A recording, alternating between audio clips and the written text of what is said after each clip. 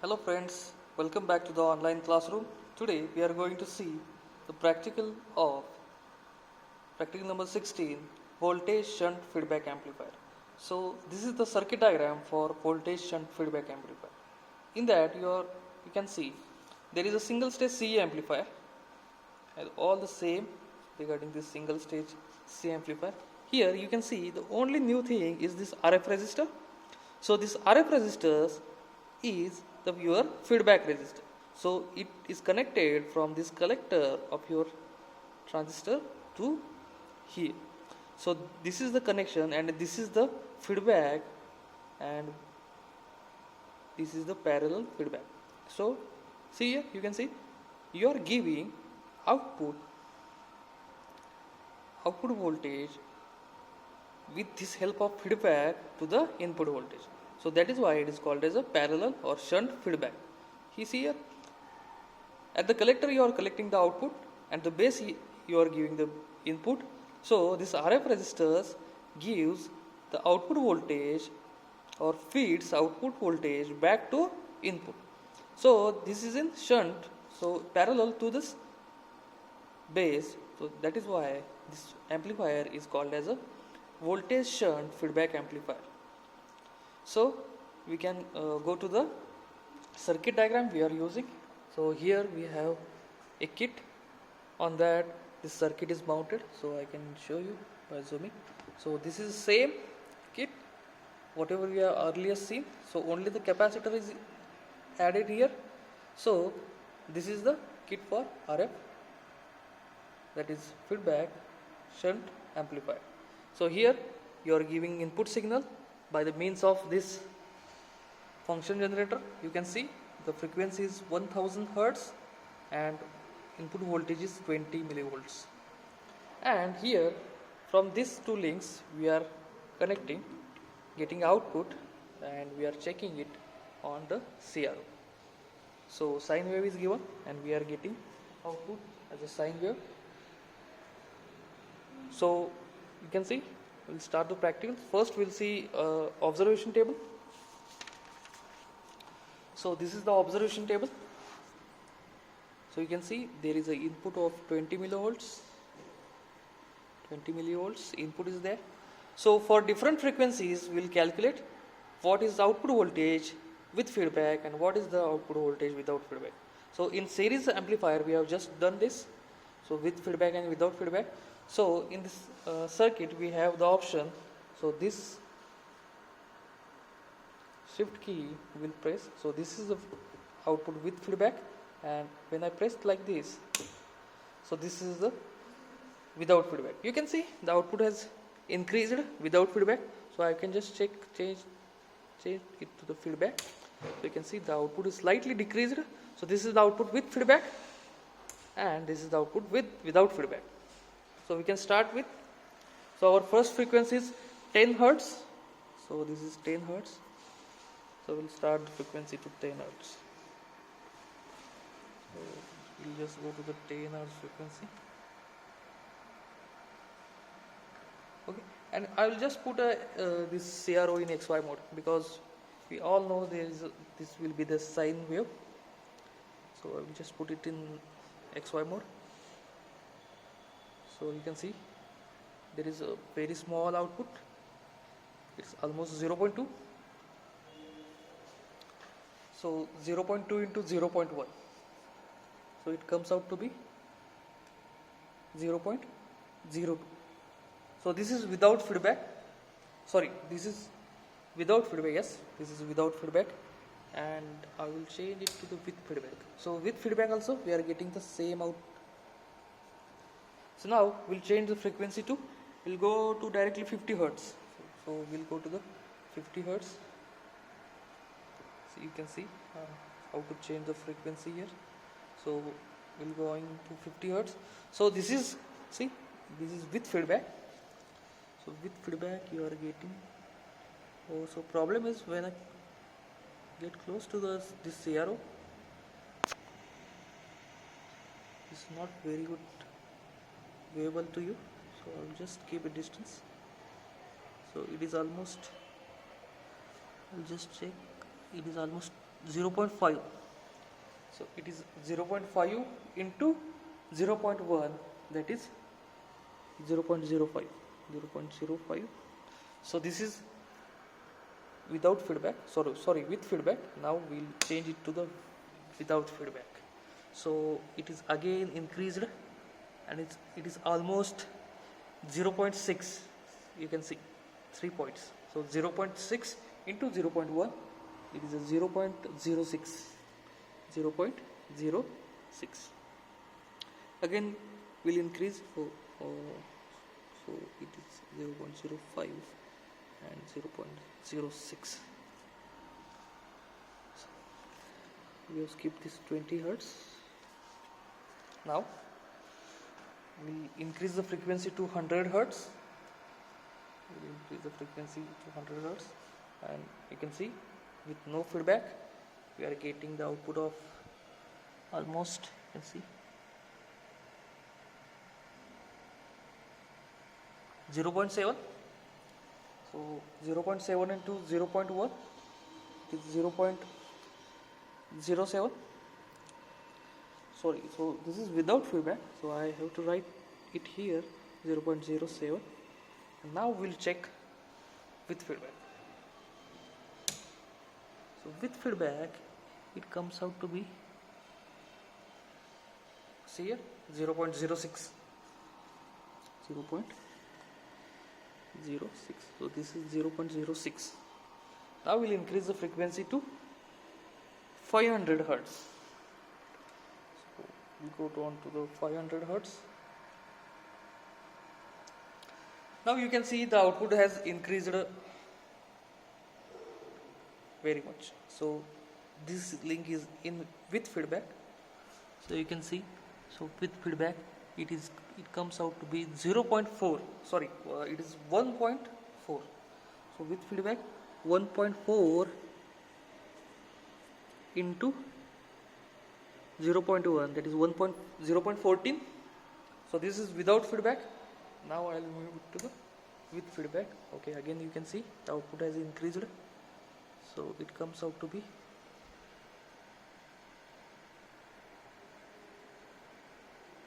1.9.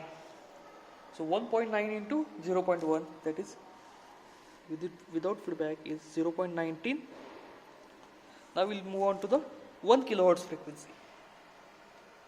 So we'll increase the frequency to 1 kilohertz and we'll check the output. So this is the output without feedback. So this is the output without feedback, and it is, you can see, it's 2.4.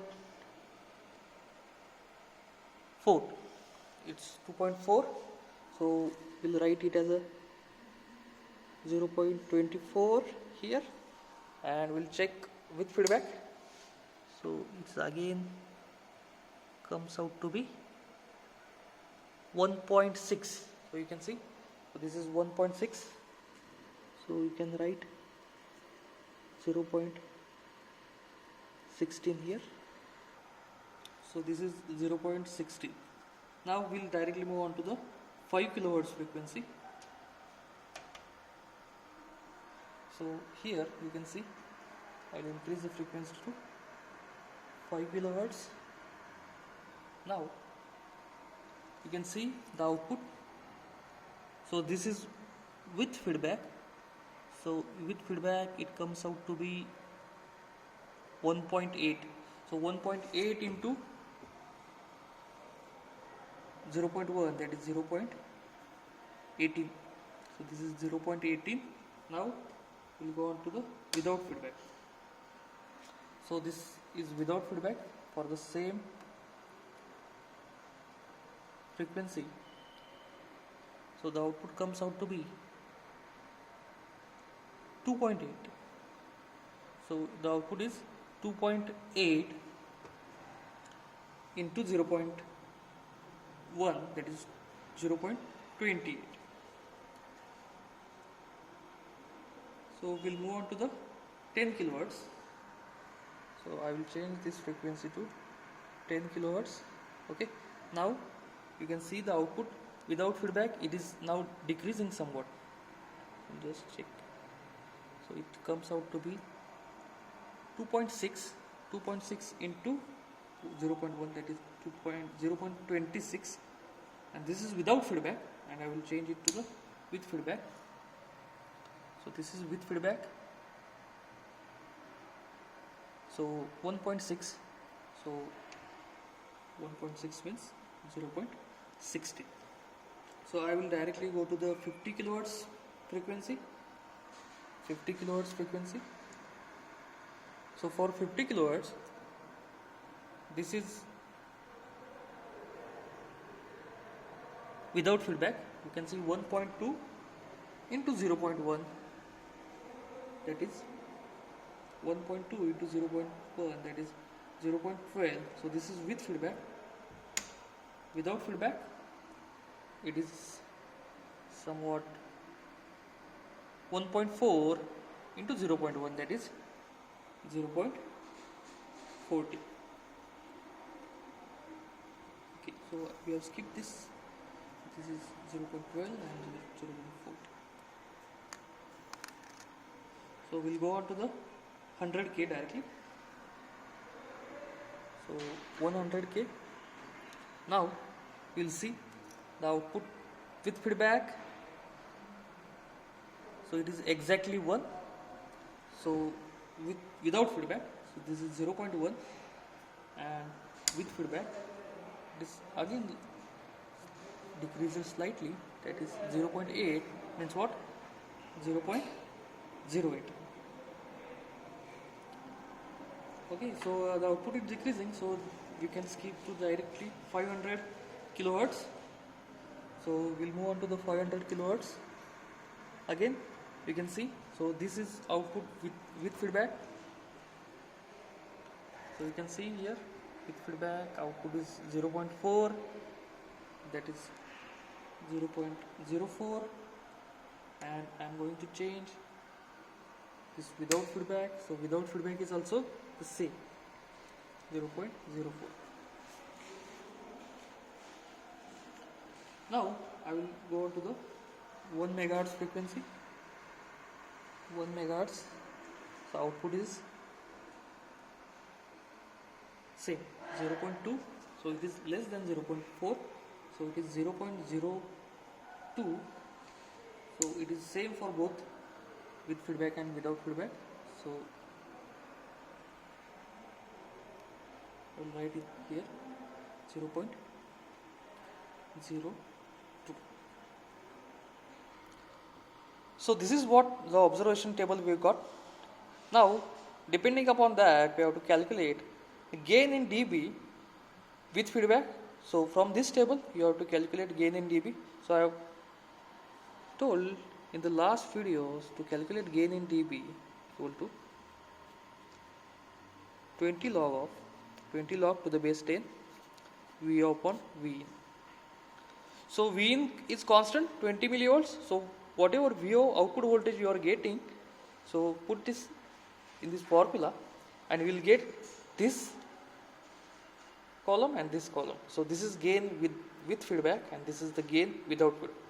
And depending upon that gain, whatever gain you are getting, you have to plot the graph paper. So you have to plot this frequency response on this graph paper. So we have seen in the last practical of series feedback, so you can see it here. So this is the kind of graph paper you have to plot. So on depending upon the graph paper, you have to calculate this bandwidth. So here you can calculate the bandwidth without feedback. So this is for with feedback and this is without feedback. So now it's your work to calculate the gain in dB with feedback, gain in dB without feedback, then plot the graph of both, then calculate the bandwidth with feedback and without feedback. So while calculating the bandwidth, you can just subtract 3 from the maximum gain you got in each graph. So for this graph, consider for example if you get maximum gain of 45, then subtract 3 from that, so it will become 42, and draw a straight line. Then whatever the points intersecting straight line and your graph, that will be your uh, frequencies, and from that frequencies you can calculate the bandwidth. So you have to calculate the bandwidth and draw the graph. So I hope you all understand the concept behind the amplifier, that is feedback amplifier, shunt feedback amplifier. Thank you for watching the video.